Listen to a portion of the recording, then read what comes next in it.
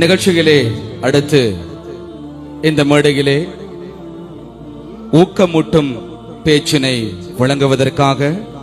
அன்போடு நாங்கள் அழைத்துக் கொள்ளப் போவது பிறப்பில் இருந்தே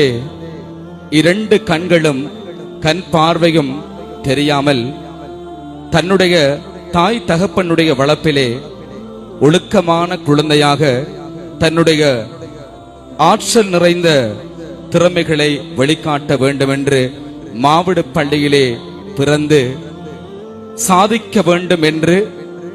துடித்துக் கொண்டிருக்கின்ற ஒரு இளைஞன் தன்னுடைய குர்ஆனை